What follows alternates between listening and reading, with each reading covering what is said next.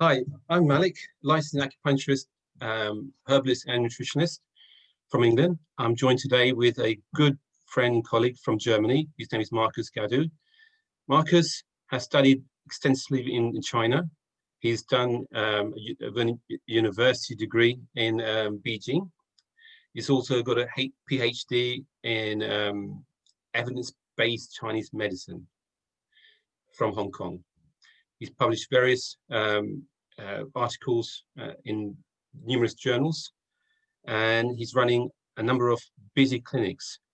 He's specializing particularly in DNA and MPD, okay?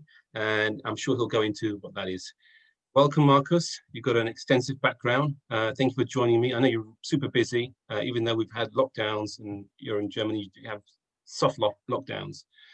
Thank you for taking time to join me today. So if we can start, we can start with a bit about your background, please, as to why you chose TCM.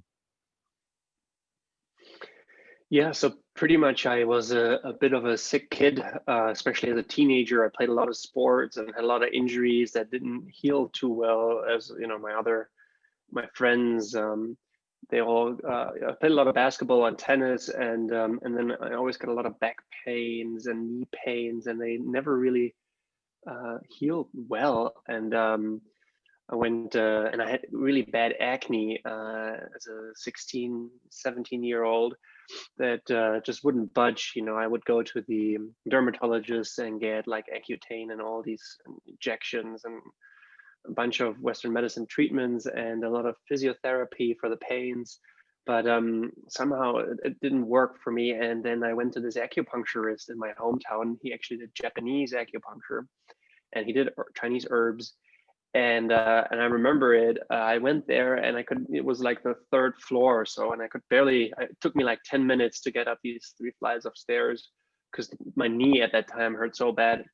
And he needled me, and then I went off the bench, and I just and as if nothing ever happened, and I just kind of ran down these 3 flights of stairs.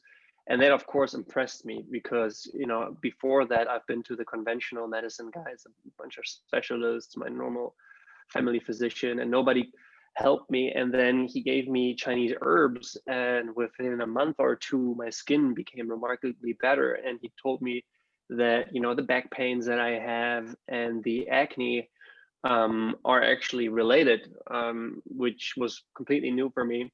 At that time, I never thought, you know, in Chinese medicine, thinking there's these syndromes that manifest with different symptoms, but could have the same root cause. And I didn't have any concept at that time of these kinds of things. I've always wanted to study medicine somehow. I remember when I was a little kid, I had this really bad fever and stomach pain. And our family doctor actually at that time came to our house and gave me you know, some painkiller. I guess I was like 6, 7 years old, but I still vividly remember because I was in such agony at the time. I never had that kind of physical bodily pain before. And then she gave me that medicine, and it made me feel so wonderful. And so I was like, wow, that's a, you know, I don't want to become a policeman or a firefighter, but a doctor sounds pretty good. So I always wanted to study medicine. I had a really good high school degree, and I've got this scholarship for like, you know, for like good student study achievements. I think 0.1% of all high school graduates get that. So it was a real top kind of thing over here in Germany. And so with that, I got basically into all the medical schools I wanted to, and I had a bunch of letters already of acceptance after high school. And but then in the small print of the scholarship foundation, I read that they basically paid for almost all the tuitions, no matter where in the world, and China was also on the list. And since I always had an interest in acupuncture after this encounter with this Japanese acupuncturist, I actually went to China, and I went there. At the time, they needed English teachers, and they didn't even care if they were native. So I got a job as an English teacher for 3 months, and went over to China, and I didn't have to teach much. So I mean, it was just like an assistant teacher, you know, these substitute teachers that they have. there was a proper teacher in the class always, but then they had this foreign substitute teacher to practice English with them. And so that was my job, and I only worked like 3 days a week. And the other 3-4 days I spent actually at this TCM hospital. You know, all over China, they have these, what they call integrative medicine hospitals. So they have TCM and Western medicine together. And at that time, I couldn't really speak much or any Chinese. And my good friend Wilson, his name, he was a doctor there. He could speak very good English. He now lives in Canada. Actually, he moved away from the PRC, and he kind of took me in as a friend, and I could apprentice with him and just watch him treat all day. It was a stroke clinic for rehabilitation, so a lot of acupuncture, and it really impressed me what I saw there. And so I thought, before going to med school and going through the whole ordeal, you know, of many years of studying and then opening and then working as a physician, I thought, okay, why don't I try this Chinese medicine? And so I ended up in this 5-year bachelor program, what they call 中西医结合. So it's Western medicine and Chinese medicine combined, but the focus is on Chinese medicine. And I just started it, and I thought to myself, you know, I'll try it a year. The scholarship foundation was paying for it anyways. And if it's bad, I'll just go back and study Western medicine. And I just learned a bit of Chinese in that year. And that then turned into 10 years in 5 years in Beijing, and almost 5 years in Hong Kong, where I did my postgraduate degree in acupuncture research. And then I came back to Germany and opened a clinic here as an acupuncturist. And that's where I am now. I'm in Munich. And I have 2 clinics where we, you know, a few days a week we're in one clinic, and a few days a week we're in the other clinic. And it's very busy, and we're doing basically Chinese medicine only, but try to explain it to the patients. You know, I almost never use these Chinese terms because they don't know what qi and yin and yang, and so I always try to explain it to them, what their problem is from a Chinese medicine point of view, and what we're going to do to fix it. And give them some idea of the acupuncture pain models. And the beautiful thing about the style that you mentioned, I think you mentioned it, the DNA and NPD, the style of acupuncture and Chinese herbalism, is that the results are fairly quick. So that because most patients don't really, in the West, you know, they don't really trust Chinese medicine because it's not part of our culture. And so you gotta, you know, kind of gain their trust in the beginning, as you probably know. But with the acupuncture, usually, if this pain responds to acupuncture, usually it's chronic pain, it's quite quick, and then patients like it, and then they complete a course of treatment, and it's very rewarding to actually a bunch of patients. You can really watch them turn their health around, you know, with diet, with lifestyle change, with acupuncture, and with herbs. We get them off their medications, of course, with in cooperation with their physician, and we heal their chronic pains, and it's beautiful. And we get them to lose a bunch of weight and normalize their blood sugars, and so it's a very rewarding work. I'm doing the clinic together with my wife, Yoko. She's from Hong Kong. We met in Hong Kong and then got married, and I brought her over here to Germany, and she's kind of my clinic manager, my boss. So it's a nice work, you know, just that we are a small clinic, just her and me. She's doing the front desk, I'm doing the Chinese medicine and the acupuncture, and it's going really well, and we're really happy. And yeah, so that's basically pretty much my whole story. Yeah, amazing. 10 years out there, brilliant. Yeah, not quite, but almost 10 years. Yeah, Really excellent. 9.5. Brilliant. Okay, I mean, you mentioned about working with doctors. Okay, are they quite receptive in Germany? Because I find that in the UK, they don't be that warm with TCM. Yeah, it depends. Over here, I'm in Munich, so Munich is kind of the hotspot for Chinese medicine in Germany, I think. Yeah, you could say that there's the largest clinics for Chinese medicine in Germany are here. I mean, there's a bunch of hospitals that are elsewhere, are actually specialized Chinese medicine hospitals. And then there's some university clinics that also see large volumes, but I'd say, you know, the big clinics and the people who write books about Chinese medicine, they're all based here in Munich. And so people are kind of a little bit more used to it than in other parts of the country. And private insurance actually covers Chinese medicine and acupuncture over here in Germany. And since Munich is, you know, people are comparatively wealthy on average, or more wealthy than the rest of Germany. So a lot of people have private insurance. And so they've tried acupuncture. And it's not most patients that come to me have done acupuncture before. And also their MDs, you know, they all do a bit of acupuncture on the side. They went to these seminars to get their acupuncture additional license. And so they're doing, you know, it's not as comprehensive, of course, in terms of hours that they're studying it, but they're all doing it. So I'd say most doctors are kind of open towards acupuncture. They're the older generation, not so much, but the younger generations of doctors, they are very open to complementary healthcare, especially for chronic conditions. Great. I think you touched on it a little bit about what is DNA and MPD, just briefly, for those that know about it. Right. So the DNA and MPD, those are basically brand names or terms made by Bob Doan, who I've been studying with for many years, and I've been apprenticing at his clinic for almost a year in total. And it's called distal needling acupuncture. It's a certain type of acupuncture where, as the name kind of suggests, like say you have neck pain, you're not putting the needles into the neck at the local point of injury or problem, but you're treating that pain using distal points. So for example, on the ankles and on the wrists.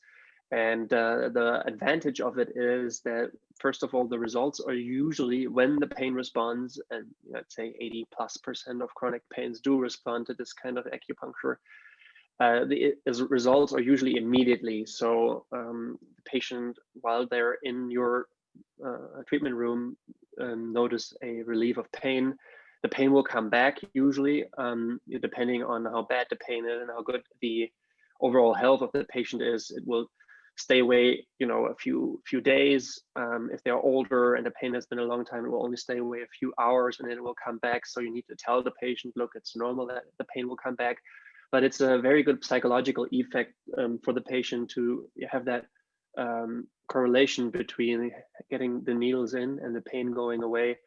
The model behind it is that you're influencing the nervous system, of course, especially the nociceptive part of it, or via central nervous system mechanisms to basically rearrange that oversensitive nerve that is, of course, aggravated by tight muscles or some sort of injury, etc. But when you shut off that chronic pain signal from that area, what happens is that the brain usually vasodilates the area, and so blood gets there that carries oxygen and nutrients and all the inflammatory mediators that are there that are kind of stuck there because of compromised blood flow due to that chronic pain signal, which the brain interprets as you know, wanting to vasoconstrict, so reduce too much blood flow to that area. That's why, you know, usually when you have pain a long time in your knee or your neck, it becomes kind of stiff. It's that central nervous system kind of blocking you using that area too much. And so usually on the bench, they are then pain-free for a little while, and then blood flows there, the area becomes really warm, and now nutrients get there and inflammatory mediators can get out of there, oxygen gets there, and the area can heal as it's supposed to.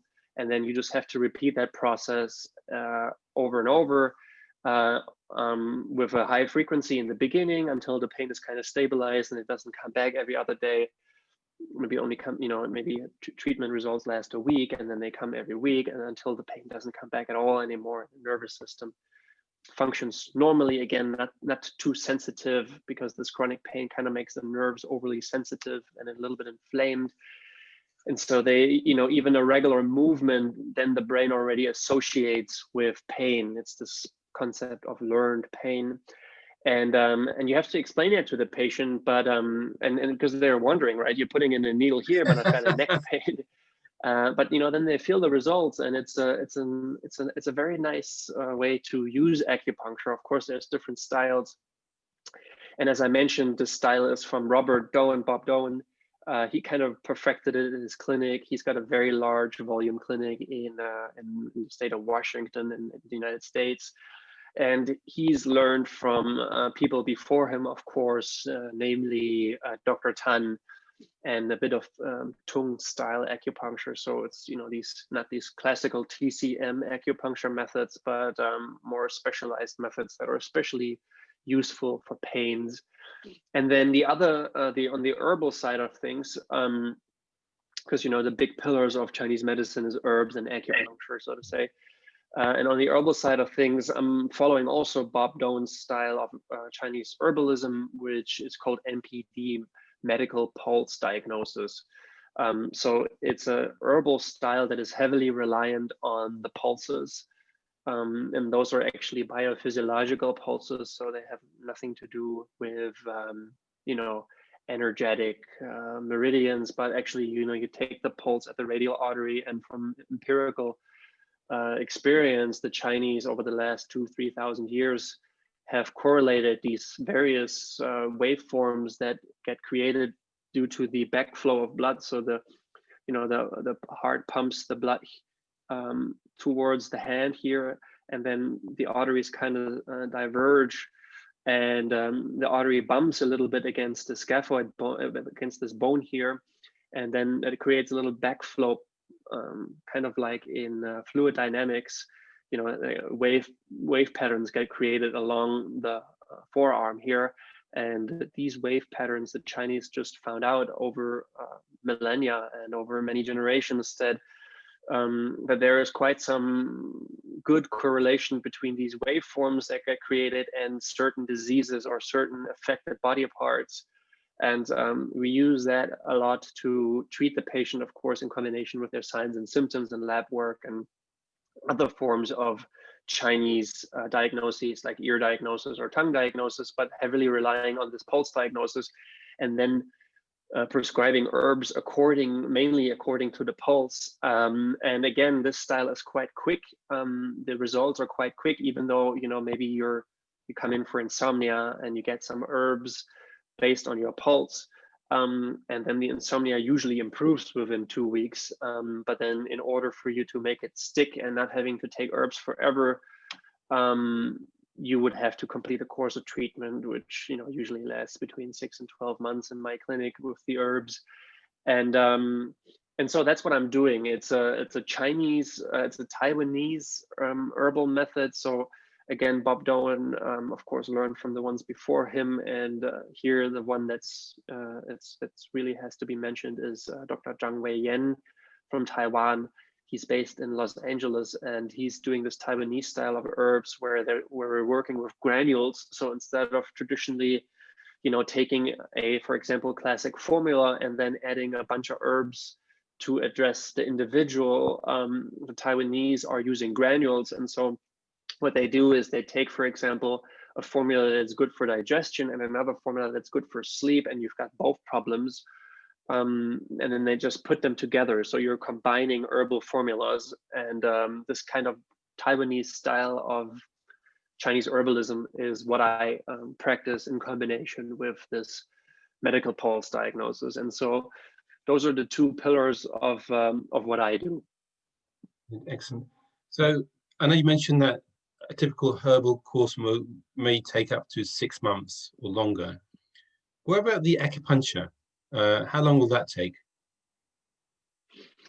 Right, it depends. It's again highly individual. It depends on your age and your complaints and your overall health status and how many pains you're coming with or how many problems you're coming with. But I'd say on average, usually I tell my patients, we do 3-4 acupuncture visits, and we do a bottle of herbs and then the patient usually already sees some results. And then depending on how quickly they respond and how long, for example, they have a neck pain and then you needle the neck pain and it stays away for 2-3 days after the first acupuncture, that's a great sign. Then that usually means that the pains will respond quite quickly. And then, for example, only 3 months of treatments would be necessary. But if you see that the pain only stays away a few hours and comes back, then you know you would need more treatments, and you would probably need to treat that for a good 6 months. And in my case, I usually let them run the acupuncture and the herbs together. And for these internal conditions, for the herbs, for example, I'd say a minimum of 3 months of herbs per condition. So if you have, insomnia and digestive complaints and dizziness, for each of those complaints, in order to properly address them, I'd say the average patient in my clinic is about 50 years old. It takes a while. It takes about 3 months per condition, or sometimes a bit more, and then we can treat many conditions at the same time later on in the course of the treatment, as a bunch of more pulses or Chinese patterns get fixed, so to say. I'd say the average herbal patient stays for about 12 months, and then the average acupuncture patient stays for about 6 months. But usually most of them, after their course of treatment has been completed and they've followed, the protocol, for example, in the beginning, they have to come twice a week, because otherwise with this style of acupuncture, we can't make enough progress in order for actually changing their health, for rejuvenating their nervous system and getting the blood to flow again into the affected areas. But if they stick to the protocol, it usually works, and we can dismiss them after these 6 to 12 months. And a lot of times we can take them. So the goal is not to put them on Chinese herbs and acupuncture forever, even though a lot of patients like to come for their, bi-monthly or monthly acupuncture or herbal visit. It's always good to tune the body up a little bit and to work preventatively, so no new conditions hopefully appear, because that's actually the nature of the medicine. It's rather a preventative medicine in essence than a hardcore therapeutic. Than to fix what's already broken. That's always harder. And so just to answer your question, I think the average patient is between 6 and 12 months, and then but then that's it. And then the course of treatment is finished. If they like to come in, they can come in, but they don't need to. And a lot of times we can take them off a few, if not all, of their medications. So, for example, with high blood pressure, it's not necessary for them, if they changes things with their diet and lifestyle as well, and with everything responds in accordance with what we expect, but they don't need to take medication forever. If the blood pressure is fixed, it's usually fixed, and that's the beautiful thing, it stays fixed. And then you sometimes see these patients 2 years later, and you check their pulses, and they're still kind of good. They're maybe not as good as when you discharge them, because they've had a lot of stress recently or whatever, or they were not really good on their diet, or they didn't sleep enough. But usually once you really boosted their health with acupuncture and Chinese herbs, they regained vitality. I always just tell the patient pretty much, it's like rejuvenating them, making them younger again, just making their body function like it used to function 10, 15, 20 years ago, depending on their age. So for example, the other day I had a patient coming in, and I haven't seen him for 2 years. And when I compared his face, his tongue, his pulse, his ear to his initial visit 2 years ago, it was amazing, because he completed a round of herbs, which fixed a bunch of his problems: insomnia, fatigue, high blood pressure. But then he also stuck with the diet and lifestyle advices that I usually give the patients during the course of treatment, like going more for a whole foods, natural kind of paleo, if they are overweight, a little bit more on the low carb side diet, and to sleep and to do some resistance training, sleep early, eat with the seasons, these kind of Chinese Yangsheng, as they call it, this health cultivation wisdom that the Chinese been practicing for thousands of years, but to the average Westerner are foreign. I mean, we have that over here too. You know, we have some sort of preventative measures, but of course we are more focused on the future and machine-based medicine. So people don't really look back to the past and see what kind of wisdom the ancient or the previous generations have had for them. And when they stick to it, it's amazing what happens to them. Even, you know, when they haven't been coming to see me for years, their health is still in very good shape. So that's really rewarding, to be honest, as a practitioner. And what conditions do you treat?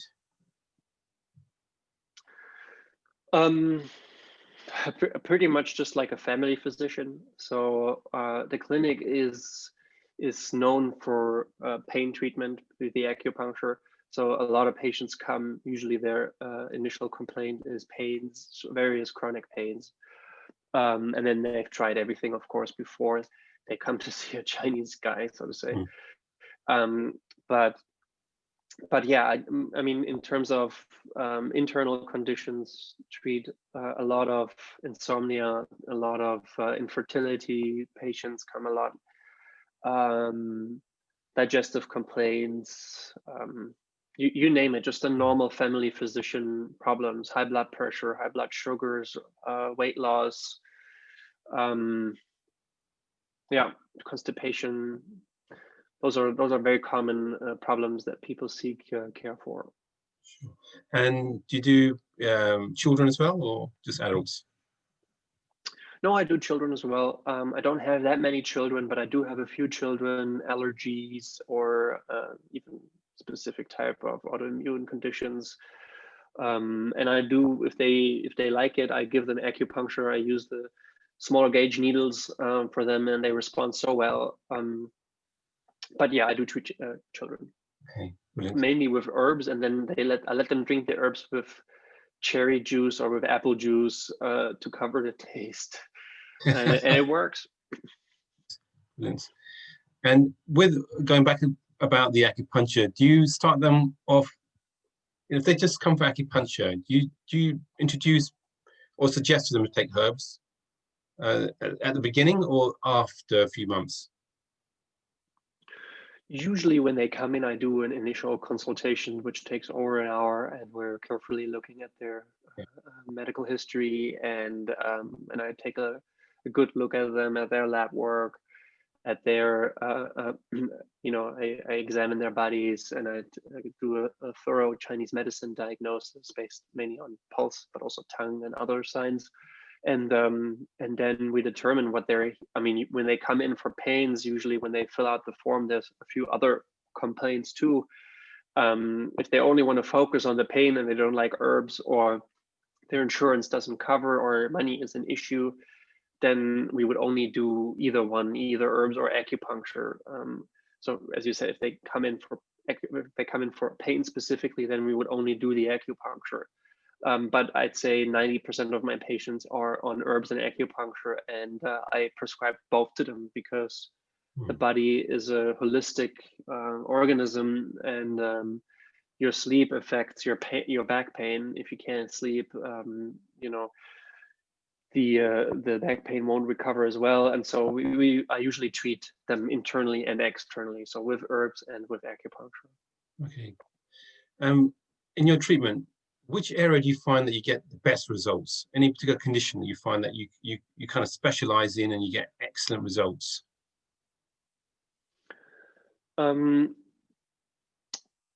Pains, pretty much. I mean, chronic pains, neck pains, headaches are sometimes take a little longer, especially migraines. But yeah, headaches respond really well. Knee pains is good. Back pain, that's the thing that almost everybody has due to our sedentary lifestyle, etc. And then that's why I'm standing here on a standing desk, by the way.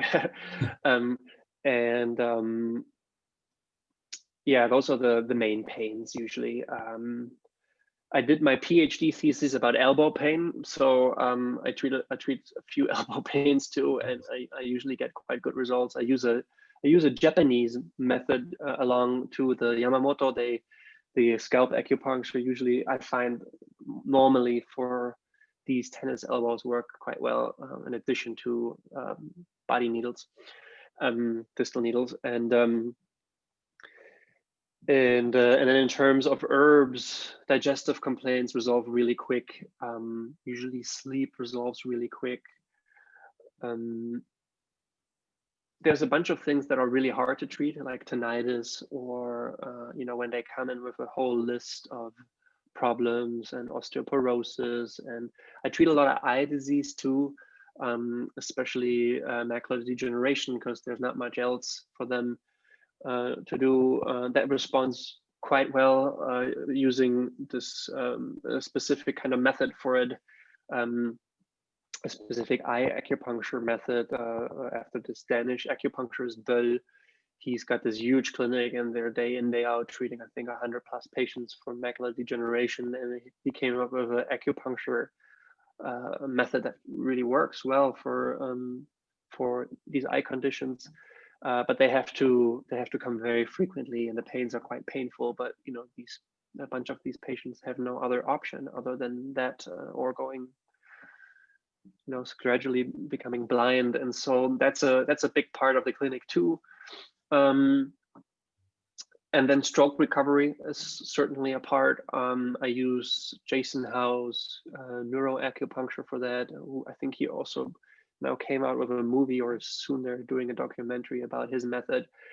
I find that works really well for stroke recovery. So there's your basic Chinese medicine toolkit, and then there's these special techniques from these specialists all over the world that have found certain techniques to work really well and have proved that over time. And so I don't like to become a specialist. A lot of my friends, they tend to go down the road to only treat eye conditions or only to treat neurological conditions, which is certainly an option. And I'm sure you would become very good at it, but I kind of like the family physician sort of Chinese medicine practice where you treat everything, but mostly I'd say 80% of the visits are for pains. Right. Excellent. Lovely, excellent. And you've also I've got a book of yours right here. Oops, you can't see it there, but oh yeah. Oh, I can't see it, but I don't know if you can see it. But it's an excellent book. I found anyway, it's a medical pulse diagnosis, MPD. It's got your name in there. So right, I co-authored it, yes. or I contributed to it with, and the main author is Bob Doan. Yep. Yeah, but I'm sure he wouldn't have been able to do it without you. I think so. I like to think so too. Yeah. No, I'm probably certain of that. But yeah, it's an excellent book. Very good in terms of like breaking it down, and if there's any acupuncturists listening out there, it's very useful. But it's yeah, I think so too. I think a lot of times with Chinese medicine, especially in China, I spent 5 years in Beijing, and there especially, it's in mainland China, it's still more secretively, right? So back in the days, you would have to have your special style of acupuncture, for example, the Tung lineage. They would only pass it down to their sons because it would just mean that they could survive, because it is a competitive advantage that they had and so they wouldn't really share the knowledge. And that kind of notion is still quite predominant in mainland China, that if you know something that works really well, you don't really teach it to others. And so a lot of great techniques in Chinese medicine are not really widely known, and even have died out, because physician lineages would almost rather take it to their grave than to give it away. And I can see where this comes from, in this ancient, so to say, China. This would mean that your family would actually survive, or But nowadays, I think it's misplaced. And since Western and Eastern values and cultures are interchanging more and more in this globalized world, these doctors came out with it and moved, for example, to the United States or Singapore or Hong Kong, where there's more Western influence, and then they actually started to share the knowledge. And this book is part of that effort to bring this formerly secretive knowledge in an easy, comprehensible format to everybody who's interested, who's a Chinese medicine practitioner, because you can, as a single physician, you can only see so and so many patients a day, but if you help others give better care, it's a great service to, of course, the people, but also to the medicine, which certainly deserves it. It's in my opinion undervalued globally. Maybe not so much in China, but globally it's completely undervalued. And like the doctor who got the Nobel Prize for Medicine for discovering the isotope that was used for malaria treatments, and I believe it was in Huangqian. There's so much knowledge hidden in Chinese medicine, herbs, materia medica, and acupuncture that's been kind of lost or not really looked at and discovered, and we're trying to biohack all kinds of things and basically reinventing the wheel. Nowadays there's this huge discussion, for example, in the dietary world, should we go vegan or should we go carnivore, where we avoid all plants because of plant toxins. And there's this, and then people are, but all these kinds of things have been looked at previously. The ancient Chinese had these discussion 2,000-3,000 years ago and wrote it down for us and tried it out over generations and generations. And so with the herbs, they tried out, and what worked kind of stuck with it, and what didn't work got vetted out over the course of time. And so I really trust this process of time-tested truths, so to say, which doesn't mean that we should look at them with scientific methods and do trials and stuff. But I think there's a lot of wisdom in Chinese medicine that people are simply completely unaware of or look down upon. For example, drinking warm water, or not having too much sexual activity during winter, or eating with the seasons. Most of these things seem, or getting your vitamins from a natural source rather than taking synthetic vitamins. These things are sort of laughed at, but when you look at them in a deeper way, and there's actually, I've did a podcast before with 20-Minute Fitness, where we talked about that specifically, and I use a lot of Peter Datman's book, Live Long, Live Well, which was amazing, by the way. And he compiled all these studies that kind of verify what the ancient Chinese already found out in terms of how to live a healthy life and how to optimize your health. And but that's not part of the discussion almost nowhere I look. Of course, outside of of course inside Chinese medicine circles, yes, but in the big health and fitness and wellness scene, this plays no role whatsoever, and everybody's going after the latest craze. Usually it's an extreme, and they're just missing the wisdom of the past, which is sad to me. And so, just to come full circle, this book sort of wants to help with bringing this ancient knowledge back to maybe even Western physicians, because it's all physiologically based. It's got nothing to do with energy or with antique kind of views of the world with demons and these kind of things. It's pure biophysiology. Yeah, I'm sure the demons are still out there. Right. If anybody's listening and they want to contact you, how would they contact you? They want to go to your clinic or see you. So right.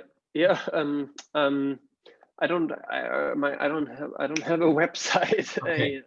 I should get a website. I have a website, but it's still not really under you can really find me. I'm on Google, but most of my patients are word of mouth. So I guess if somebody was listening to it and they're from the Munich area, the best way to get a hold of me is either Google my clinic, it's got a Google Maps entry, or just call the clinic. I can give you the number, but I don't have a website at the moment. You know. That's fine. What's your clinic name in Munich? The clinic name is Praxis. I mean, it's a German name. So, but it's Clinic for Acupuncture and Chinese Medicine Munich. That's the name. But if you Google my name and you Google acupuncture, I think it will pop up, or I'll shoot you my my email and my clinic phone number, so people can just write me an email or call through if they live in the area. Right. Excellent, Marcus. Thank you very much for taking your time. Certainly, you've got a wealth of knowledge, and not just academic, but clinical as well. And you study with some great sort of individuals. So, wow. Okay. So thank you again. Thank you. Thank you, okay. Malik, for your kind words. Yeah, Thanks sure. for your interview. Thank you.